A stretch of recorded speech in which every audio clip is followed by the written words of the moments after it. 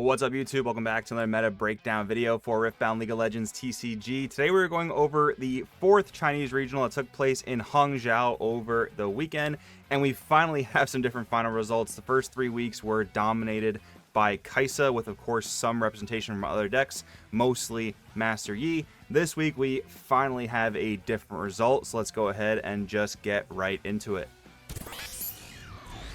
Let's start by taking a look at our top 64 breakdown. We still see the highest concentration of Master Yi and Kai'Sa. Those two have been switching back and forth, but this time we see the highest concentration of top 64 being taken over by Master Yi, of course, followed by Kai'Sa. And then we have Sett as the 3rd most represented deck in this top 64. That's very, very new here because Sett has oftentimes just entirely missed top cut, and it hasn't been one of the most highly repped decks, but this week we see it take the 3rd most rep spot in the top 64, and that's telling of what a lot of people thought the meta might trend towards, with Kai'Sa being so dominant, winning 3 weeks back to back to back. Everyone thought that Sett would step up and be the counter to Kai'Sa that everyone kind of thought it was, and maybe we're finally starting to see that trend. I do think Sett has some of its own problems that, while yes, even though the legend ability does counter what Kai'Sa is trying to do, Sett is just overall tough to play when you don't draw buff cards, when it's hard to deal with rune management because of how much power you might be using alongside your legend ability. So maybe it's not the perfect counter to Kai'Sa, but maybe people are trying to figure it out a little bit more, and it's starting to find its place in this meta with these top 2 contenders. Then we have Misfortune taking the next most representation with 4 spots, and that's probably more of our Aurora ramp style MF.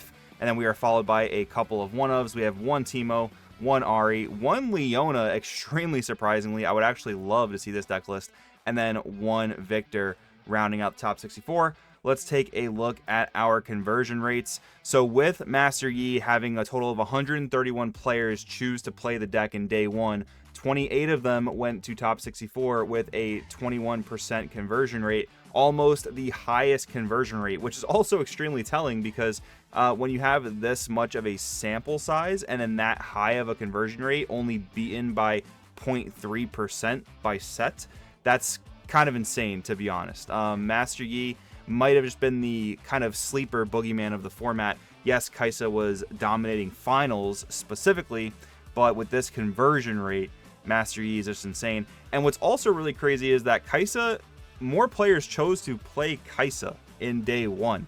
Only 23 of them converted to day 2, and we continue to see that Kai'Sa conversion rate fall just a little bit every single week. It's not, to the floor or anything, but it does continue to go down. So I'm going to be taking a deep look and seeing if any of these Master Yi lists had some really hot tech for Kai'Sa.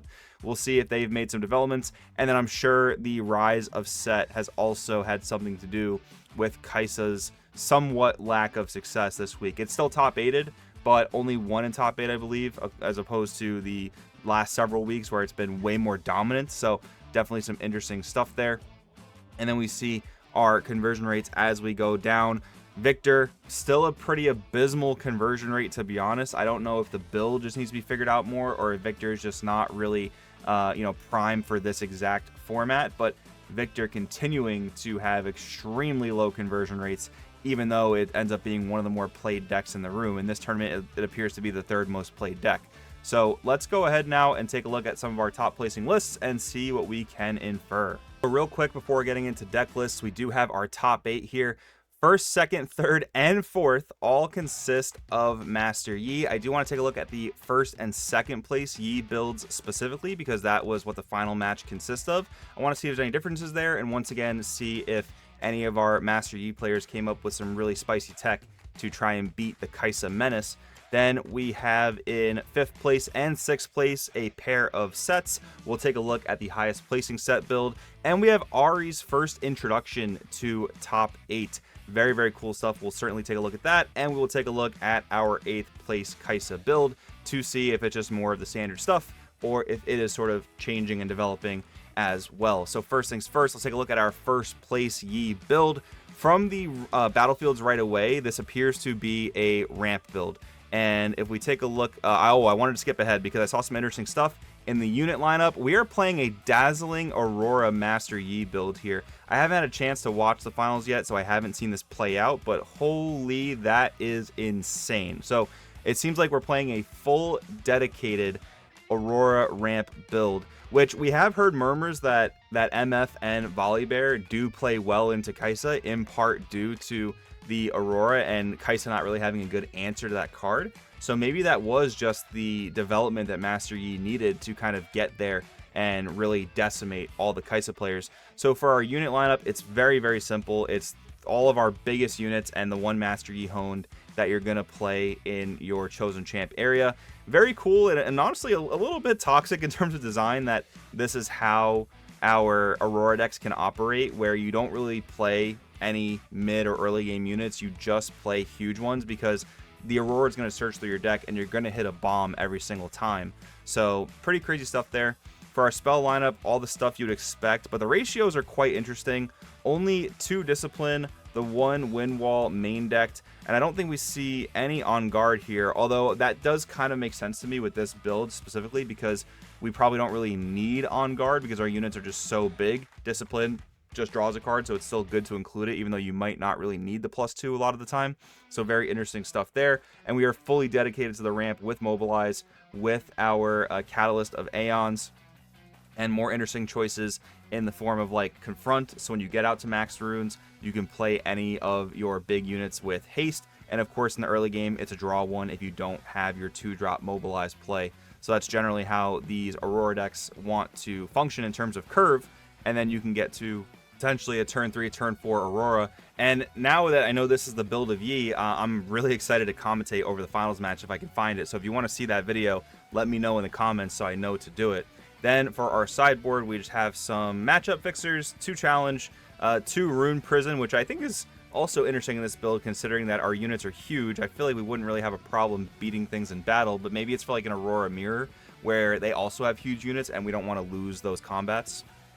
And then we have another wind wall on the side. We have 2 copies of Sabotage. Notice 0 copies of Unyielding Spirit, which I find very interesting, because your units, again, are so big that you don't really care about Kai'Sa's removal. So a very smart decision by this player. And then 1 copy of our orange Volibear in case you need the bomb, I guess. And this is cool too because it punishes your opponent for playing that game of chicken that we've been talking about over the past few videos, where if they just want to like try to ignore your big setup and go for the other battlefield, they get punished because you get to draw. So a very interesting choice there.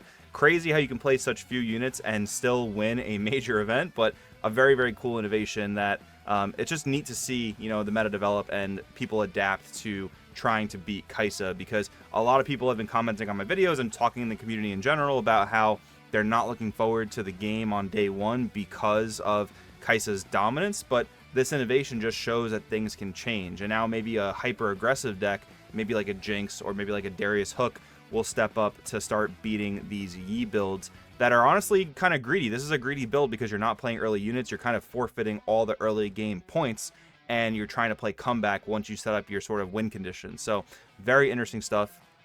Let's take a look at our second place build. Oh my goodness, are we playing Aurora again?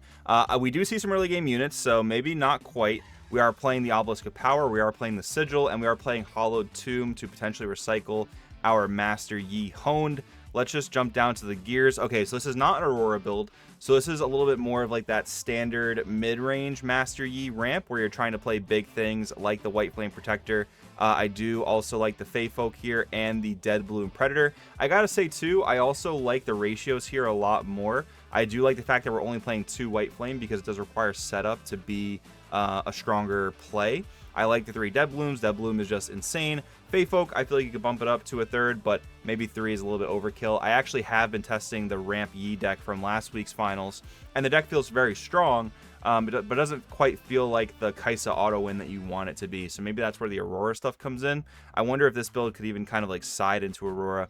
That's something we got to talk about here on the channel too, is like smokescreen sideboarding, where I feel like this deck in particular, this exact main board, could do that.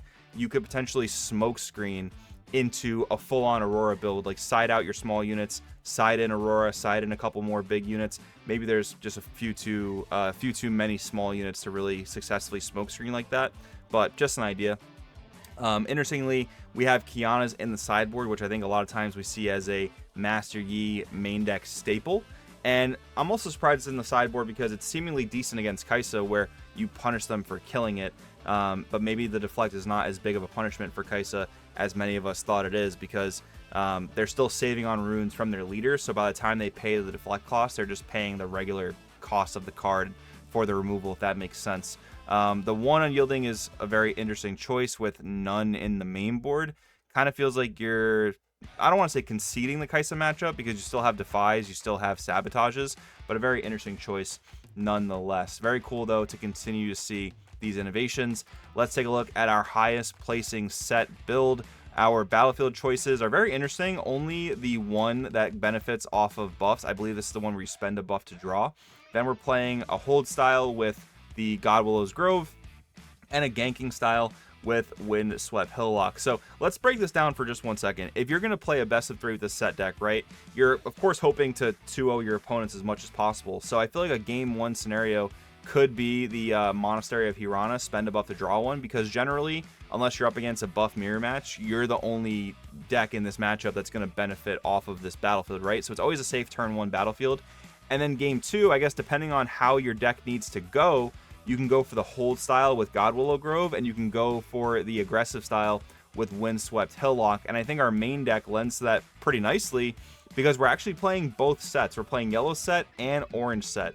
Generally, we've seen just completely different builds leaning towards one or the other, because when you play the yellow Sett, you want to play into more of a hold style strategy. And when you play orange Sett, you want to lean into an aggressive, like, battlefield clearing style, right? Where the Windswept Hillock can be very, very good, because once you take that first battlefield with orange Sett, you can gank over on the subsequent turn, or if you have a first mate to restand it, and then take both battlefields, which can be very, very powerful.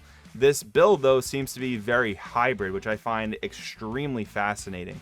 So for our spell lineup, we have some pretty standard stuff. The challenges, the hidden blades for our removal package. We've got our showstopper and our call to glory for the free buffs with 2 sabotage in the main. I love that decision. I do main sabotage in pretty much all my orange decks because it's just so flexible and so good. And then for the sideboard, we've got gear removal. We've got the 3rd sabotage. We have 2 unyielding spirits, the 1 additional challenge, and then 2 Fiora. Surprising not to see it in the main board, but I could see there just not being a lot of room for it in this specific hybrid build. And it is reliant on seeing your other buff cards, so I do get it in this exact build. This is one that I am very fascinated to try out, so we'll definitely be testing this week for sure. And then next up, we have our first top 8 Ahri build. Welcome to the meta, Ahri players. Let's see what our battlefield lineup looks like. We have an Obelisk of Power. We have a Dreaming Tree, which in a lot of matchups, Ahri is going to be the sole beneficiary of. And we have a Godwillow's Grove. This is definitely a hold style deck akin to Master Yi, so it makes a lot of sense. For our unit lineup, we have a lot of standard stuff here. The 2 Wielder of Water, a unit that everyone thought was so broken in the first early weeks of testing, but now it just weaked so much removal, but you can still get good value off of it. I do wonder if this would just be better as like a Sunlit Guardian, though, given that Ahri doesn't really have to send units into battlefields alone. Just an initial thought. Seems like our chosen champion is our green Ahri, where when it holds, it scores additional points. I wonder if we'll see blue Ahri in the sideboard. We don't see it in the main deck at all, surprisingly. And then for other standard stuff, it looks like we might even be playing a little bit more ramp as well, because we do have the Tasty Faefolk. And with 6 accelerate options, actually maybe even 8 if you consider the Sprite token from Sprite Mother, this is a fascinating build. Even the potential to kind of steal those final points, where a lot of our other Ahri builds wouldn't have that capability, because we just don't see Tasty Faefolk in those decks, which is definitely interesting. For our spell lineup, we are all in on Time Warp. This is so interesting. Wow. I didn't think a Time Warp strategy would do this well into such like a quote-unquote fast meta, but I say fast meta, it seems like things are slowing down between Master Yi's desire to ramp and Kai'Sa just not doing as well in this particular tournament. Like, Kai'Sa seems like the fastest deck in this equation, with Sett being pretty fast as well. So these ramp decks are actually finding success with these other fast decks in the format, which is kind of crazy to me when you think about it, but in practice it seems very strong. And then for our equipments, we have 2 Zonias and 1 blue seal. I do agree with this philosophy of just playing 1 blue seal. If you see it, it makes your life easier. If you don't see it, you got to manage your runes well, but seeing too many seals can make for really, really bricky hands. And then down to the sideboard, we have 2 copies of Echo for even more accelerate and possibly to take extra turns, because when you crash it into a battlefield, it readies all your runes and then you can just keep playing, which is insane. And then we have Unchecked Power for battlefield clearing. We have the 4-drop here, I forget the name of at this moment, but it is going to allow us to remove gears. We have Rune Prison, and we have 1 copy of Blitzcrank. 1 copy of Blitzcrank is sort of interesting. I feel like you definitely would want more copies because it can just lock down games outright sometimes, but if you see the one, you recycle it over and over again and you're good to go. And then finally, we have our 8th place Kai'Sa build. Kai'Sa still managed to squeak in, so can't take that away from it, but definitely not the dominance that we've been seeing with our Kai'Sa players. So for our units, some very interesting one of choices: 1 of Noxus Hopeful, 1 of Draven, 1 of Kai'Sa Survivor, of course, out of the champion area, and the 1 of Mundo. A little bit rough on the consistency part of the deck, but still strong cards to include nonetheless. Our spell lineup looks rather typical. We do see the 1 time warp though, so maybe we are just seeing the format slow down sort of like dramatically. It's going to be very interesting to check that out going forward. And then for our sideboard, we do have 2 Smokescreen, 2 Sprite Mother, 1 Victor. This Victor is super interesting. This is the one that I believe says when you play cards during your opponent's turn, make 1 might recruit tokens. So very interesting to see this kind of go for like a token spam strategy. Again, with the 1 of in the sideboard, I don't really understand what it's for, what it's helping, and when you plan to see it, but still an interesting choice nonetheless that made it into the top 8 of a huge tournament. And then some other ratio fixtures, as well as our 1 Acathian Rain with 0 in the main board. People do commonly bring in the 1 Acathian Rain because it's very costly, but in the right situation, it can kind of win you the game. And so that's what we got for you guys today. A very, very interesting and fascinating kind of development in the meta here. So if you were kind of counting the game out upon release, or at least before the Western release, saying that the format looks kind of stale, already in the first 3 weeks, Kai'Sa is just doing some insane things. We are already seeing development from that position in the format. Things are changing. Yes, it still leans towards Master Yi, but it's a very different build of Master Yi that I think is going to allow some other decks to now come in and kind of take advantage of what those sort of greedy ramp decks are trying to do. Very, very fascinating stuff. I don't think anyone would have said that Master Yi was going to be the best Aurora deck. Kind of insane if you think about it. But anyways, guys, if you guys enjoyed the video, let me know by leaving a comment down below. Definitely like and subscribe if you enjoyed it as well. And I will see you guys in the next one.